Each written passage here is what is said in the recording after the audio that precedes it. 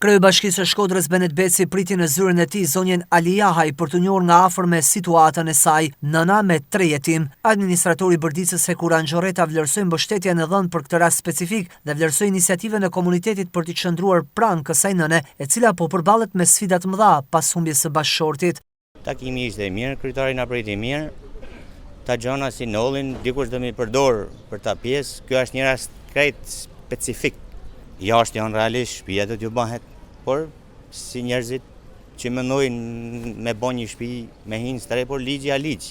Mendimin e gjithë kujna, me pritin e mirë që na bani edhe kryetari sot, besoj se shtëpia do ndërtohet, fëmia do e gëzojnë, do e veçojmë si rast dhe do merrem me procedurat, t'i bëjmë gjonat sa më të lehta për këtë familje, se edhe kjo do të më jetu si tjerat.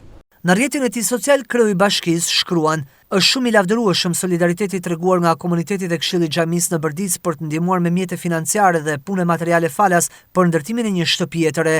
Një histori prekse që na kujton se krahas respektimit të ligjit ka gjithmonë vend për ndjeshmëri njerëzore dhe solidaritet.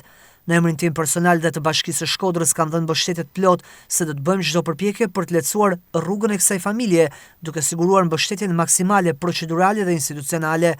Shkodra është vendi ynë i përbashkët dhe askush nuk duhet të ndihet i vetëm kur përballet me vështirësi", shkruan më tej kryebashkia Beci.